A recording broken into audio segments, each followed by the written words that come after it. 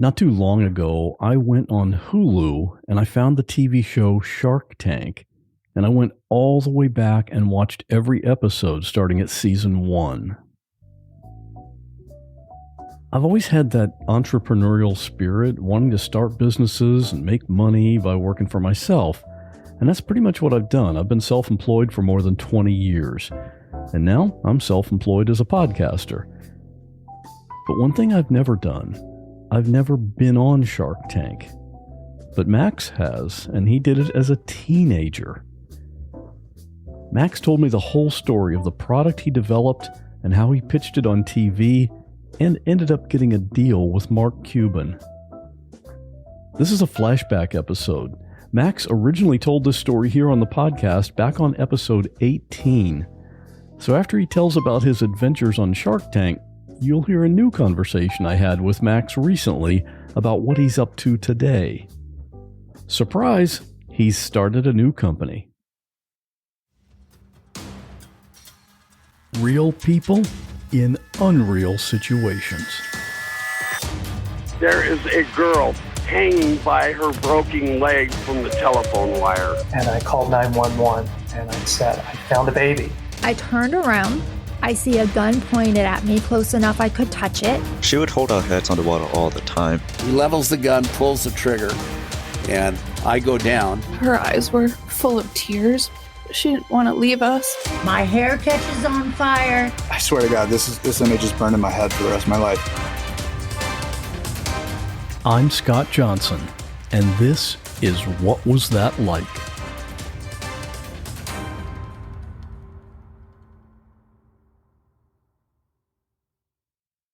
How long have you been watching Shark Tank? I've been watching Shark Tank since I was probably 8 years old. So, for the past 10, 11 years. Well, they're in the 10th season now, and I've been watching since the first handful of seasons. So I've been watching for a very long time. Yeah, your episode was in season 10, right? Yes. So we were in the 10th season, it's a great season. They're doing a lot this season about, featuring stories of young entrepreneurs, because I think they're starting to realize that entrepreneurs are now growing up watching Shark Tank. And so they're it seems like they're starting to do a lot more on that end, which is very nice. That's good. That's great. Yeah, I like that. When did you first have the idea for this product? So look, when I was 15 years old, I just fell in love with coffee, right? I got so inspired by it and I just started loving it. I'm not sure why, but I started making it myself, using all different types of brewing methods. I tried pour overs, AeroPresses, everything you could think about to make coffee. And eventually I stumbled across cold brew coffee. And I said, this is something I haven't tried before. It wasn't sold at Starbucks. It wasn't sold at, it wasn't sold in any large retailers. And I said, this is something that I really want to try, because everything on the internet said it was smoother, it was sweeter, it tasted better, and it was a totally different kind of coffee than I had ever had before. And so I go online and I type in how to make cold brew coffee in YouTube. And, I learned that people use mason jars to make it themselves at home all the time. And so that's exactly what I tried. Is I took a mason jar and I added ground coffee and cold water to it. And, you let that sit in your refrigerator for 24 hours. But then what happens is you have this sludgy coffee mixture in a jar that you can't drink because you have to filter it. And so everyone online said, oh, just take a cheesecloth or a paper towel and, filter it. And that's what I tried. And remember, I'm 15 years old. So I tried filtering it. It made a mess, of course, because it's not a really good way to filter something. And my parents were so mad because I was just a kid. I'm making a mess in the kitchen. They were not happy. And they said, you're never allowed to do this again. You need to stop making cold brew. I said, well, okay, there has to be a better way to do this, because if this is going to be the next kind of coffee that everyone's going to love, why is everyone going to be using this horrible way to filter it? There must be a better solution. And so I had this idea for a double-sided mason jar lid with a filter in the center. And so I thought that, I said that this must exist. That was my first instinct was, oh, let me go buy this. I'll find this on Amazon. So I type in double-sided mason jar lid, Google it, go on Amazon. It does not exist. I can't find it anywhere. And so I said, I'm going to make it because it's not in the market. So I'm going to make it. So I go into my garage and I grabbed a screen door and some mason jar lids and I, glued together this first prototype and it worked. And after some trial and error, it started working. And so that's really how Brew was born. And I said, this is an amazing idea. It's helping me make better coffee. It must be making, why can't this help everyone make better coffee? And so it's something that's stuck and that I've been continuing to work on for the past 4.5, almost 5 years. When you first made that first prototype and you got excited about it, and obviously I can tell just by listening to you, you were excited about this thing. Were you excited because, wow, I can now make cold brew coffee? Or were you excited because, wow, I've got a product here that could potentially make a lot of money because nobody else is doing it? I think it was a piece of both. I don't think that I was only excited because I was like, oh my God, I just struck gold. I'm going to make $1 billion, because we definitely haven't. We haven't made that much, it's a good product and it's, people are buying it, but we definitely haven't made millions and millions and millions of dollars yet. Hopefully that's down the road. But my first instinct was like, I want to help more people make better coffee. And I think that's, going to a very macro level, I think that's what makes us really strong entrepreneurs. When you say, like, when you don't have, I want to make money, money, money, money, money at the forefront of everything, and you're driven by passion and by wanting to help other people make better coffee and other people to understand your passion, I think it, just leads to a lot more success than saying, oh, I'm going to make $1 million. I'm going to start a company. Because if that was the case, there's a lot of different ways we could have grown it, but I don't think that we would have built the community that we're building, of people that enjoy using the brew and enjoy making cold brew at home. Right. And you wouldn't probably be quite as passionate about it either. Right, exactly. If it was just for money. Now, you said the name of it is Brew. That's BRUW. What does that mean? So, truthfully, it's because brew.com and .net was taken, and I couldn't think of another website. So we're working on a cool backstory for the name, but as of right now, it's just like I was sitting around the kitchen table with me. It was me, I was 15, so it was me and my mom. Mm-hmm. I think my grandma was there, and my siblings were like, "We need a name for this. What should we call it?" And it was like originally going to be called Coff Me, like COFFME. That was the first name, and I thought, I was like, "Oh, Coff Me, that's the best." Right? And everyone's like, "No way, that's horrible." And then it was Brewed, BRUWD, so it was Brewed, which you can't really say without, like, it's, you got to spell it for everybody, right? And then there was Brew, there was all these other names, and so finally, someone at the table, it's either me or I don't remember who it was, but they're like, "What about Brew?" And I was like, "Oh, that's a good name, but it must be taken." So I go online, and I'm like, "Oh, it's available." And so we bought the website in that meeting, and the name stuck. It's pretty incredible that a 4-letter domain name was still even available. It's a .net, so we don't have brew.com. Oh, okay. We have bruw.net, and we also have bruwcoffee.com. So those are both really, okay. I was really lucky. Have you talked to the .com owner at all about getting that? They are not willing to sell it. Trust me, I've talked to them. Wow, okay. Well, not yet. I mean, anything's for sale for the right amount of money, exactly. Right?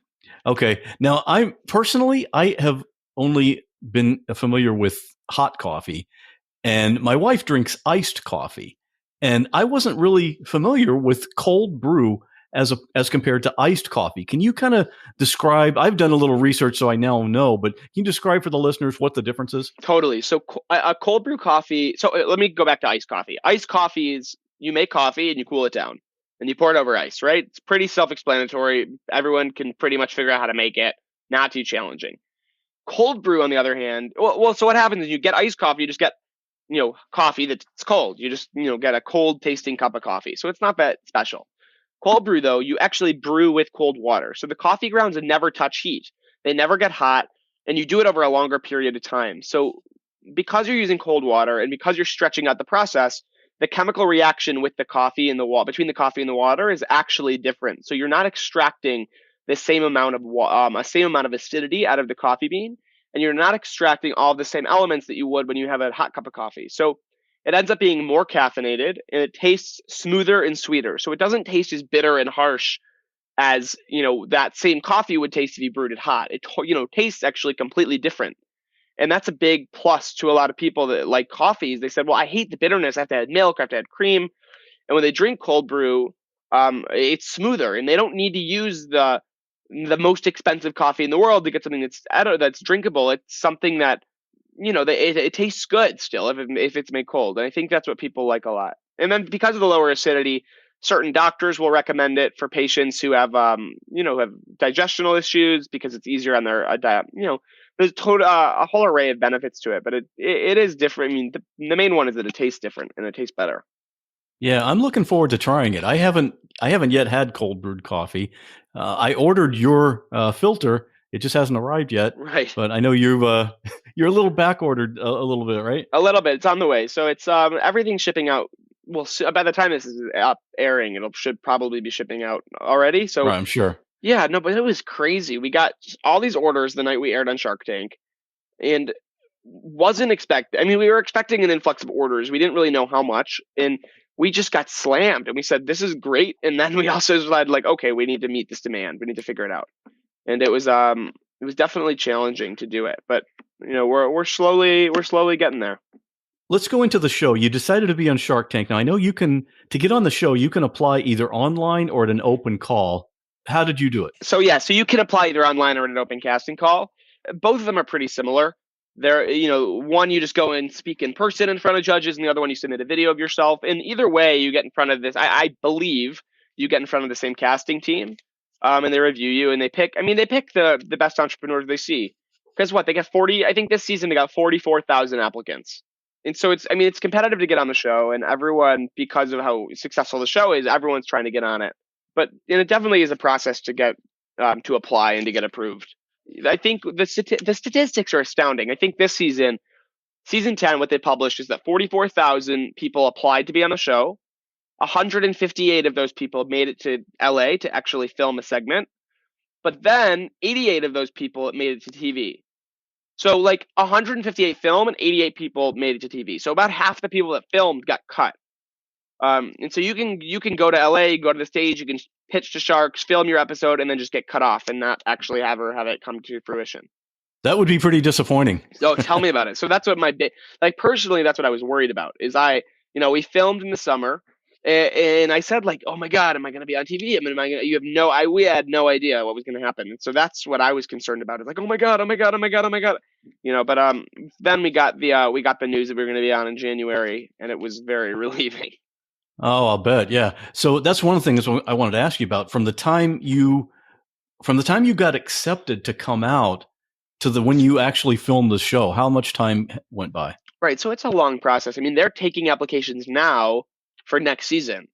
Right. So like, what is it? It's January. And so they're already saying they're already doing casting calls and taking applications. So it's, that's for season 11, and they haven't even finished filming season 10 yet. Or it's not filming. They haven't finished airing season 10 yet. So you can imagine it's a long road to get there. Right. Yeah.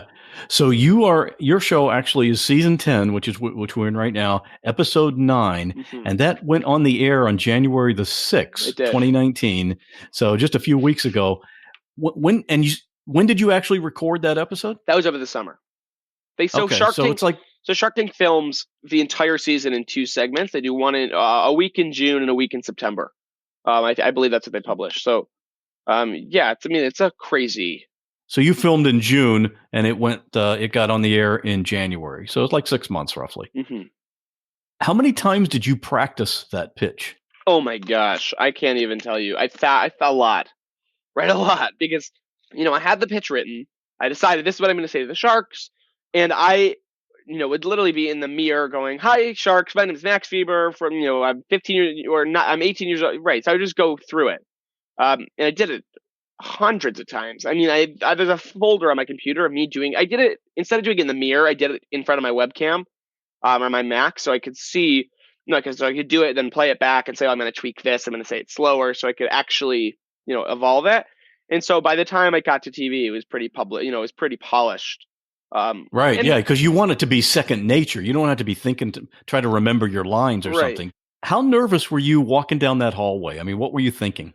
So it was, oh my gosh, it was the craziest experience because the doors open, and in my head is the music, bup, bup, bup, bup, bup. So they don't actually play it when you're recording with them, but in my head the music was going, and I was walking down. I was like, oh my gosh, this is finally happening. And then all of a sudden I see the 5 Sharks sitting in front of me, and I was like, wow. Just it hit me a little bit that I'd finally made it into the room that I had been always watching. And it didn't I filmed for a lot of TV shows. I filmed for TV shows before, not Shark Tank specifically. And when you're there, you're like, oh, I can't believe this is how it looks on TV. Like, it feels like you realize you're on a set or it doesn't look real. But like when you're on the Shark Tank set, especially when I was there, I just completely felt natural in that room. Right? I was standing on the carpet in front of the Sharks, and I was like, oh, I have imagined what this feels like forever. and it didn't feel like I was in a foreign environment. It felt like I was walking into the TV that I've been watching forever. And I think that's because the set doesn't really change other than the product being shown. It's pretty much the same. And it's also like, it didn't feel like it was fake. It felt like I was truly walking into what I had been watching forever. It felt like stepping into, it was like very nostalgic. It was a great experience. Did you want a particular shark to give you a deal going in? I really liked all of them, and I really respect all the sharks. I didn't have anyone specifically that I said, oh, I want Mark Cuban. I mean, I love Mark Cuban. I did want Mark Cuban going in, but if, he didn't give me a deal and Robert had given me a deal, I would have been like, oh, no. Like, it wouldn't have been the end of the world, because I do respect them all so highly, or so much. But, I like all of them, but I wanted Mark. I had my eye on Mark. And I had my eye on Lori, but she didn't, end up giving me the offer. So the sharks you presented to were pretty much the standard list. It was Mark, Damon, Kevin, Lori, and Robert. And now your proposal going in was you wanted $50,000 for 25% of your company. Yes. You did the product demo and it looked super smooth. I mean, I could tell when I watched it that you had obviously practiced that a lot. And so, I mean, obviously that paid off. Now, Kevin joked more than once that, wow, Max is really kind of amped up on the product. He's taking a lot of coffee. Yeah. Was that actually the case? No. So that was actually one of the few mornings that I didn't drink any coffee. So I was just very nervous and I was nervous and excited, and the combination led me to be very just energetic. And I'm normally a very energetic person. And so it let me be very articulate, but also very energetic. And I think they liked it.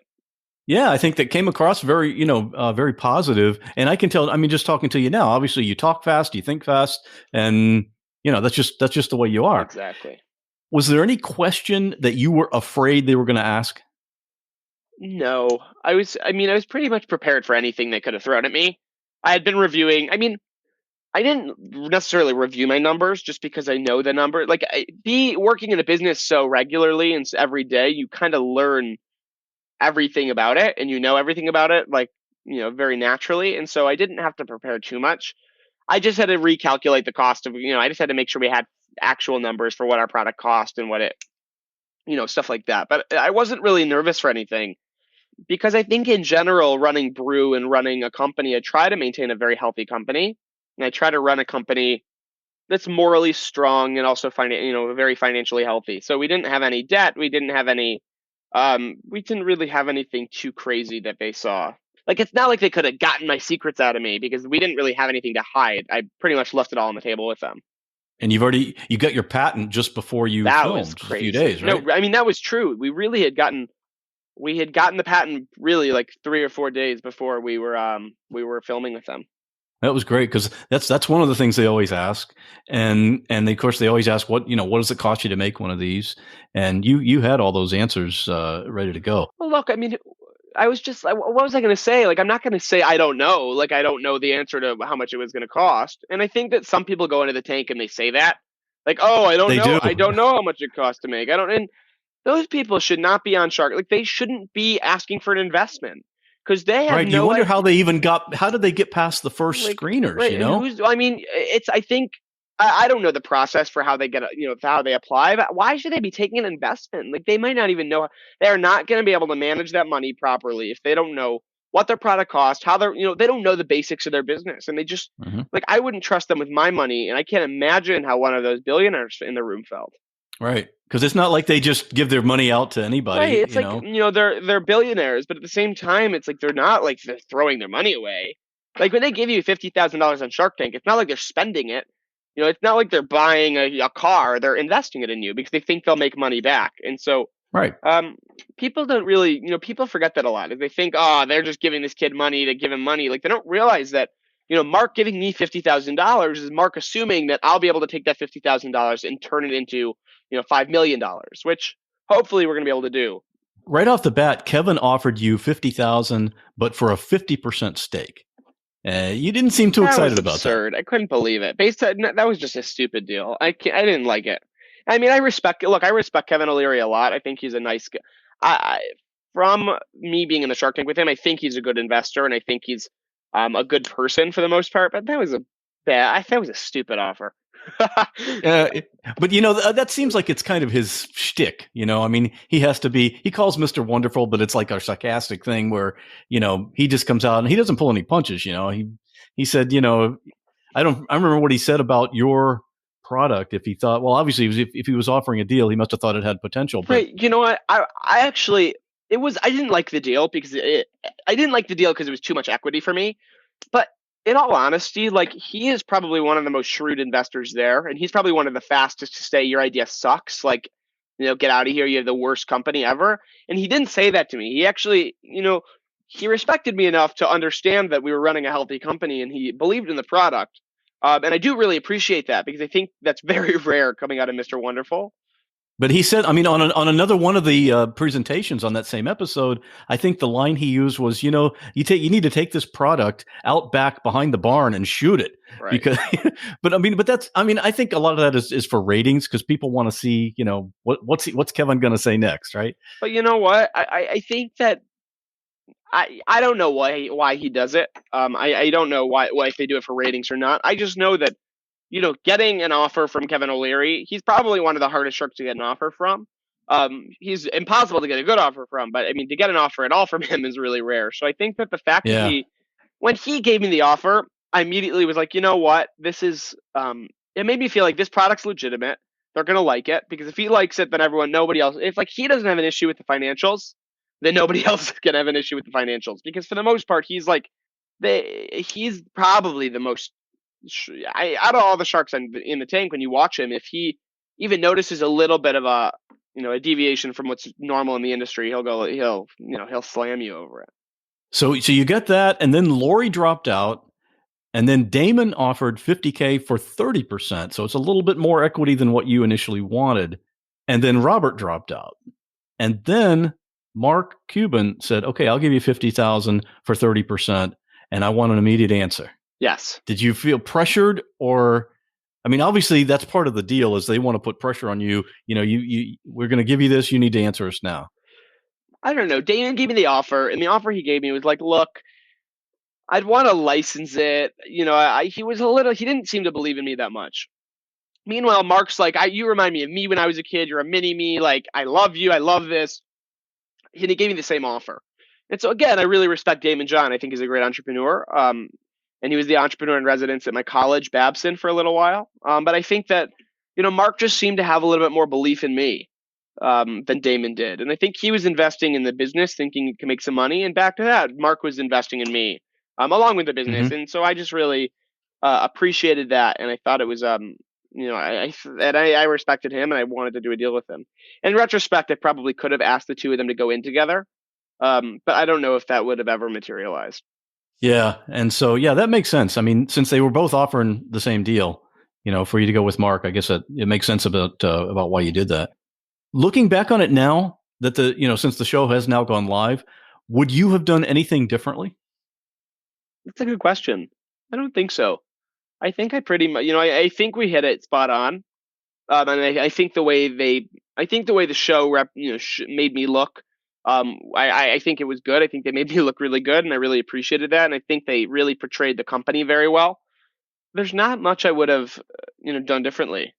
I could have asked, other than asking Mark and Damon to maybe go in together, but otherwise.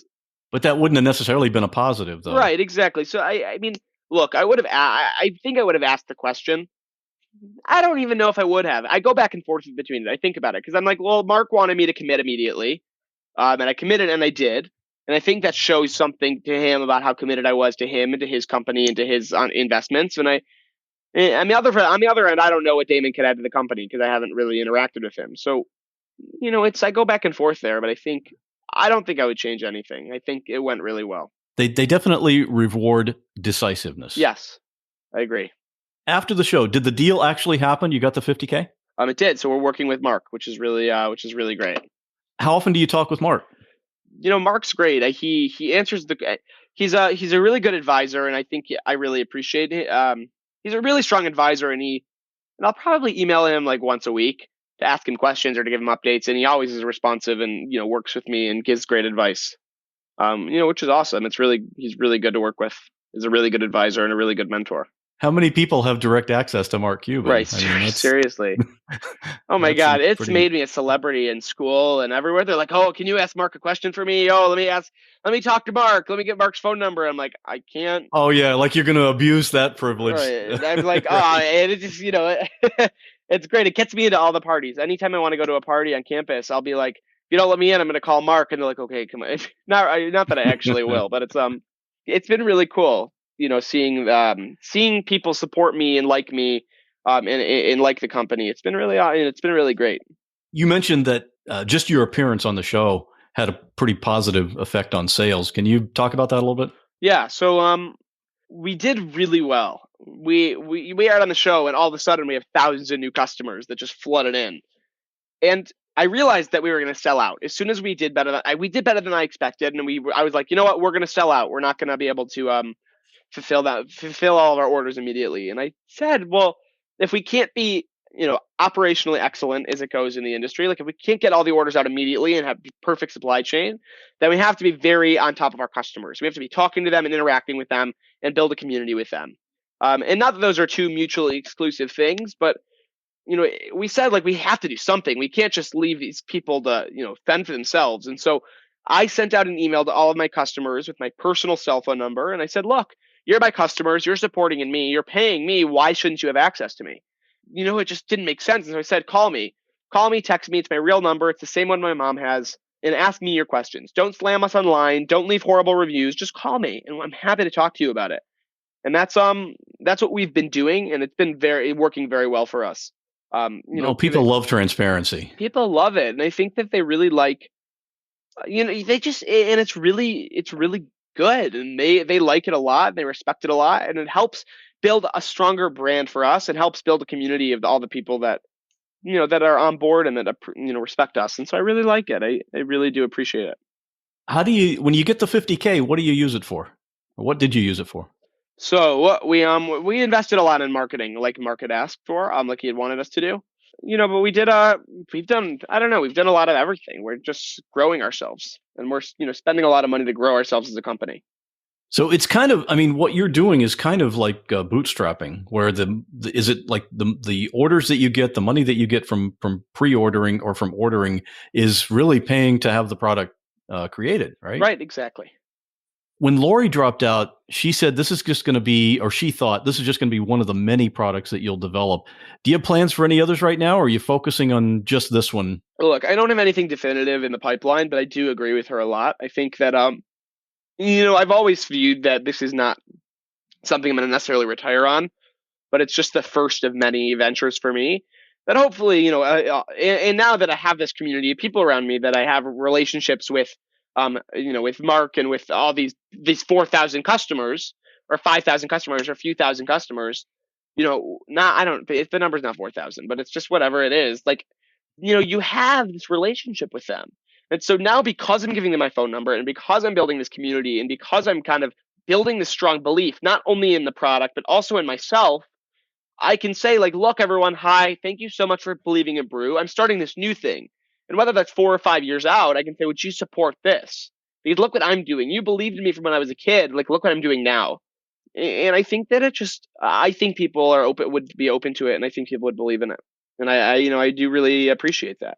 Yeah. And the network that you're building now, if you think about calculating the value of that over your lifetime, that's a lot more than $50,000. Right. Exactly. Obviously. Even I said when Mark gave me the deal, I said, like, look, having access to Mark and having a relationship with Mark was so much more valuable to me than anything else. I just said, like, I really appreciate him and I really value him.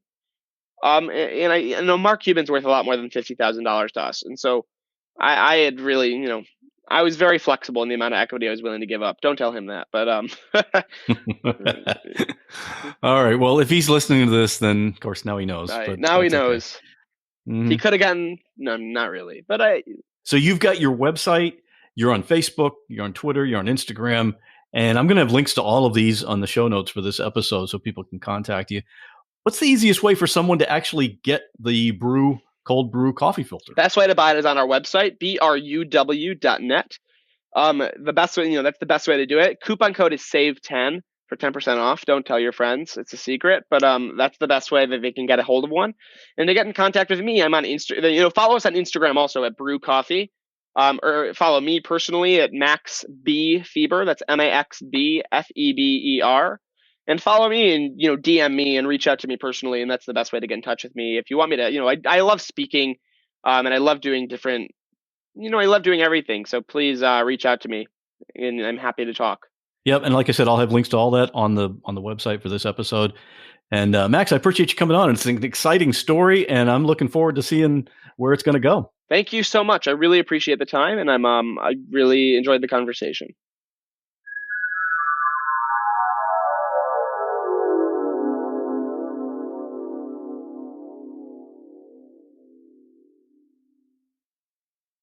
Max, welcome back to the podcast. Thank you so much. It's great to be back. The listeners have just heard your story from 5 years ago when you got that deal and you were working with Mark Cuban. And I remember at the time you were seeing a big influx of customers, having gotten all that national publicity of just being on Shark Tank. I assume you were eventually able to catch up on all those orders, right? Thankfully, we were, yes. So, it was crazy, right? That was, I think, 5 years later, which is wild to think about that it's been so long. It was an unbelievable experience. And it was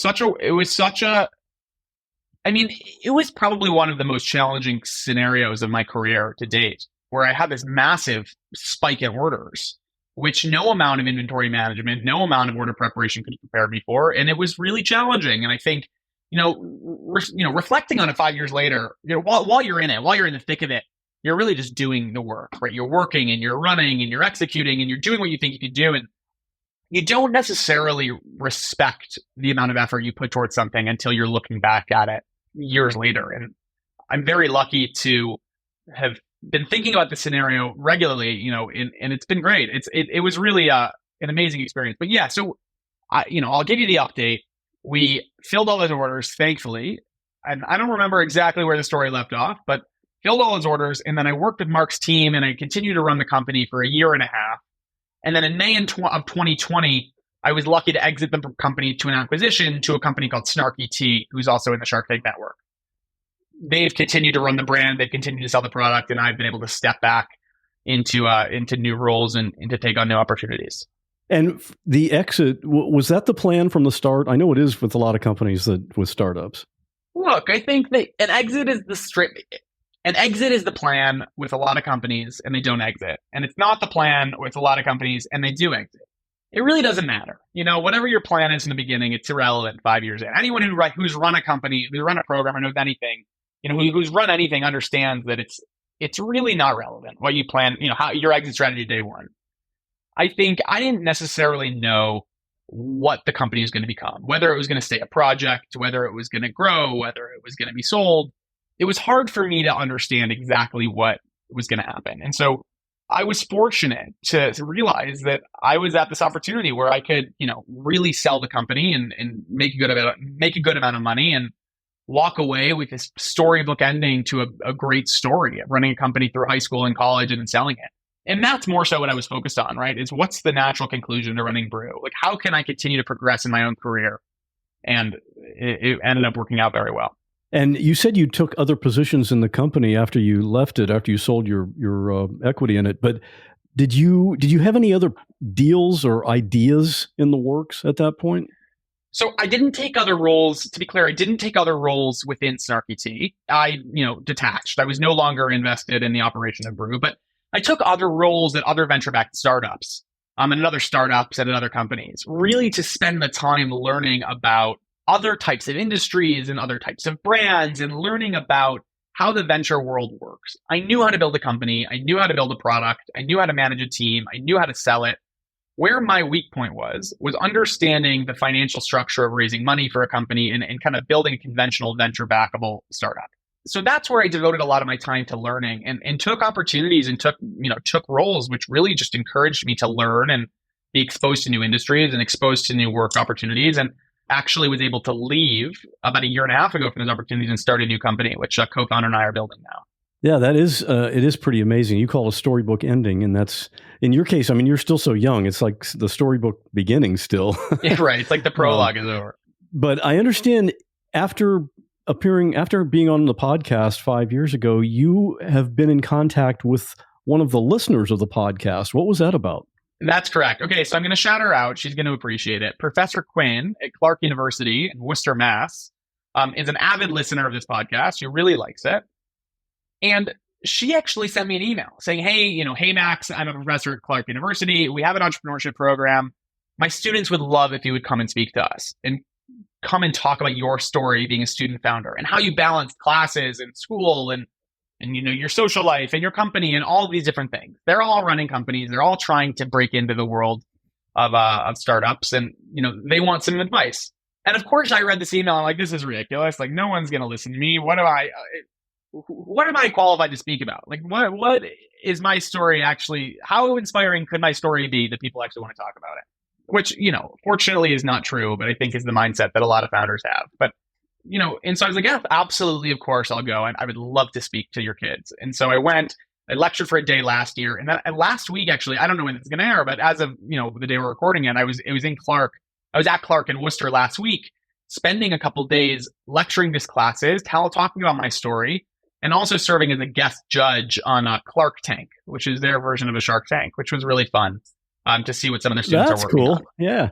Yeah, it was great. But, I have to tell you, and thinking back to what I did, I said this again, that, hindsight's 2020, reflecting on the company is really clear.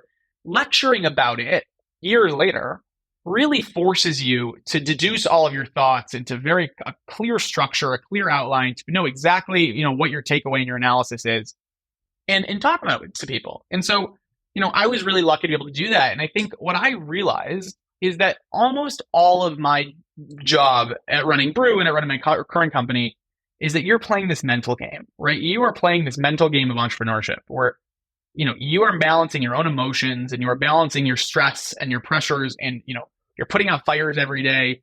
And a predictor of success for a founder is not necessarily, your ability to sit down and do all your emails and execute.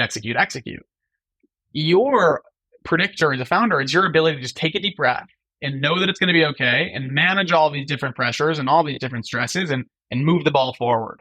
That's what I was able to speak to a lot of their students about, which was a really exciting opportunity. And it must be an exciting opportunity for them as well. So, wow, shout out to Professor Quinn. Good job. Yeah, she's great. She's really, she's great. She's going to love hearing this. But I mean, I was so beyond impressed with their entrepreneurship program. And I went to Babson, so I shouldn't be plugging other entrepreneurship programs, but I was really blown away with it. I thought they did a great job. And now you have co-founded a new company called Bellwether. What is that?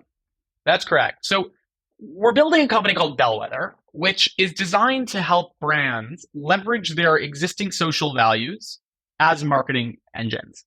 So what we figured out is that because of my background in direct consumer marketing, running Brew for 5 years, I understood very clearly what it took to market a product. I also understood that right now, as of 2024, right, 2024, that's what year is. It's hard to keep track. We're in what people are calling this cookie apocalypse. Digital retargeting has become so incredibly challenging, right? There's a lot of data privacy regulations and social media networks are restricting, and there's a lot more content out there that's harder to break through. And so brands are trying to look towards new opportunities to market their products. And tangentially, at the exact same time, we're living in this era where people are incredibly driven by their social values, to the point where 80% of Gen Z and millennial consumers are actually willing to switch from brand A to brand B if brand B more closely aligns with their personally held values. And that's just an astounding statistic, right? And it's not surprising to anyone listening, but it's astounding. And regardless of politics, it's something that the market is responding to. And so what we built, I'll give you the really high level version of our product, is when you go to a website and you get a pop-up that says enter your email, enter your email and we'll give you 10% off. Almost everyone clicks out of it, right? Nobody really goes through that. A couple of people go through it, but it's very low, that acquisition rate. And what we built is a pop-up that says, hey, enter your email or enter your phone number and we'll help you register to vote. We'll help you send a letter to your elected representative. We'll help you sign a petition. We'll help you take some sort of social cause. And again, doesn't have to be political, right? It can be very generic in the brand.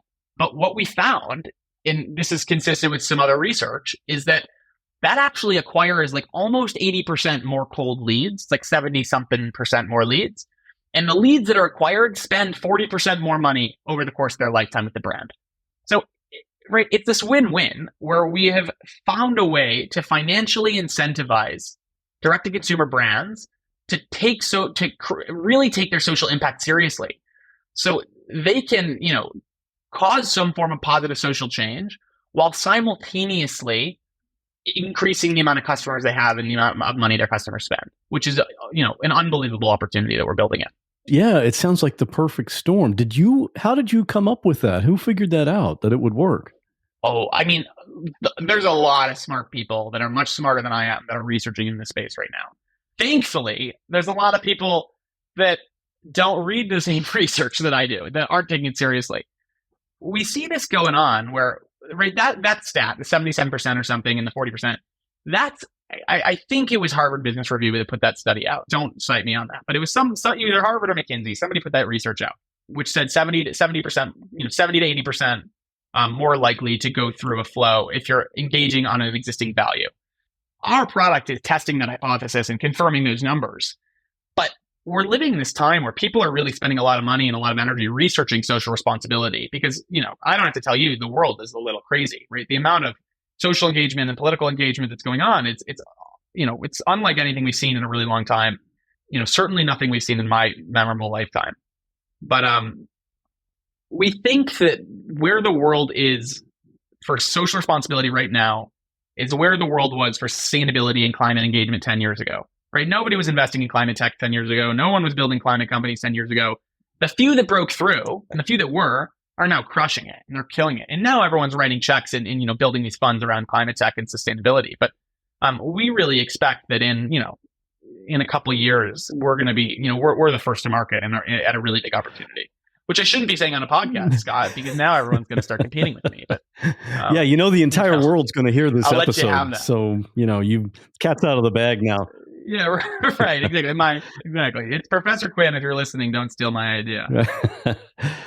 And how can people hearing this find out more about you and what you have going on? Look, I'm available. They can find me online. I'm on LinkedIn. I'm on Instagram. I'm all over the internet. I would say I would encourage them to send me an email, shoot me a text, DM me on Instagram or LinkedIn or one of those two. My Instagram is Max B, like boy, and then Feber, my last name, and my LinkedIn is just Max Feber. Just find me and reach out to me. And I say this and I mean it. Like I really do take almost every call where somebody says, "Hey, I just really want to learn more about what you're doing."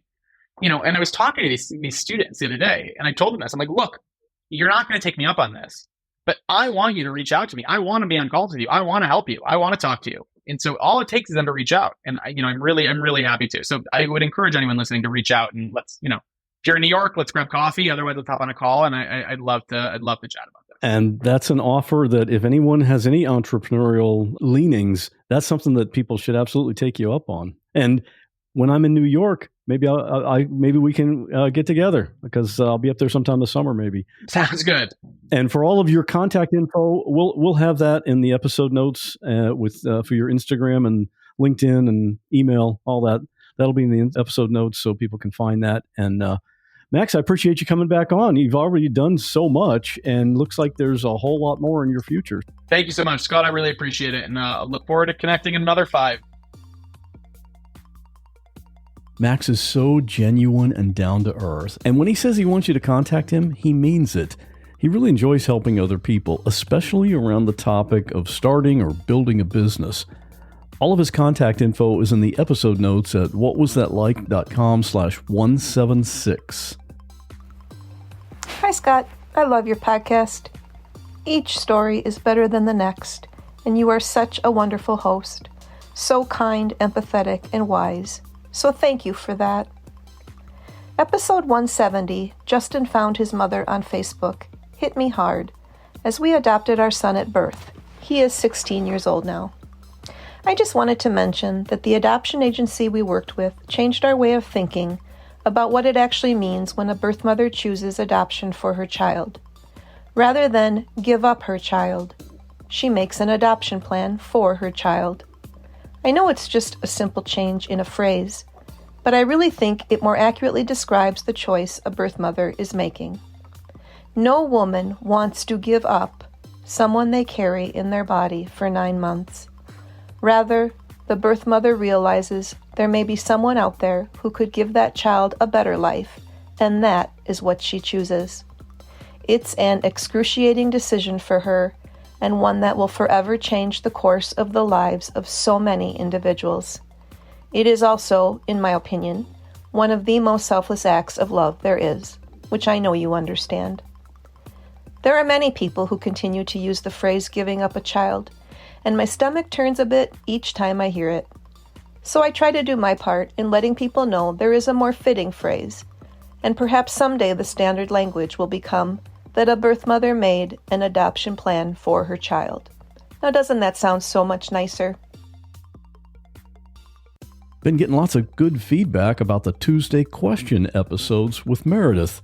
This past Tuesday, the question we talked about was, what's something you wish you could forget? And I told a personal story that I haven't shared here on the podcast previously. And of course, we always share the answers that come from you, the listeners. I have to tell you, Meredith and I are having a blast putting these together. And I wanted to clear up something about the podcast audio.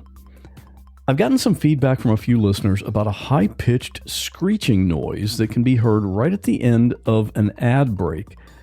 The ones who heard it have called it jarring, scary, annoying, just not something you want to hear. So I wanted to let you know, that's not a sound that I include when I'm putting the episode together. It's something done by mistake by my hosting company. And fortunately, it only showed up in the audio for a very small percentage of listeners. I always listen to my own episodes on the day they go live, and I never heard it myself. But the good news is, by the time you hear this, hopefully it's resolved. I want to give a big shout out and thanks to my friend Alex way down in Cape Town, South Africa. She was kind enough to help me out by actually recording that awful noise and sending it to me so we could investigate it. So thanks very much, Alex. So it should be gone by now, but if you hear it, I'd really appreciate it if you could somehow record it and send it to me. Graphics for this episode were created by Bob Bretz. Full episode transcription was created by James Lai. And here we are once again at the listener story segment of the show. Why haven't you sent in your story yet? Just talk about something interesting that happened to you, just a 5 to 10 minute story, and email it to me. You could hear your own story right here on the podcast. This week's story is from a listener who had a bad feeling about someone, and she was right. Stay safe, and I'll see you in a week with a brand new episode. Hi, Scott. My name is Gina. I was wanting to tell you kind of a freaky, scary thing that happened to me. It was in February 2013. The police in Southern California were on a manhunt for a man by the name of Christopher Dorner. You may have heard of him. About a half hour prior to it first being on the news, I had gone to get gas at an Arco gas station in Lake Elsinore, California. As I was standing in line at the register to pay for my gas, a man walked in, and I got the most terrible feeling inside of me. He was a tall, good-looking man, but when he looked at me, I knew he wasn't a good person. I immediately left. I knew in my heart that this guy was bad news. I didn't get gas. I got in my car and went home. That's how scared I was. I told my adult daughter about the feeling I had gotten when I saw that guy. About an hour after I told my daughter the story, we were watching the news and they flashed a picture of that exact man I had gotten that terrible feeling from at the gas station. I jumped up and said, "Oh my gosh, that's him. That's the man that I saw at the gas station." Christopher Dorner was a former LAPD police officer, and he was seeking revenge for losing his job. It all started on February 3rd, 2013, and ended on February 12th, 2013, when he killed himself during a standoff with the police in the San Bernardino community of Big Bear. He killed 4 people and himself. The victims were law enforcement officers and a daughter of one of the LAPD captains. There were 4 counties involved: Los Angeles County, Orange County, Riverside County, and San Bernardino County. At that time, it was the largest manhunt in Southern California history. I have an uncanny ability to know if someone is an evil or bad person. I've been that way since I was a young girl. It has happened to me several times, but never with a person as horrible as Christopher Dorner. Some of my friends say, "Oh my God, doesn't that bug you that you get those feelings?" And I said, no, because, sometimes that could probably save my life. Anyway, I hope you enjoyed my story.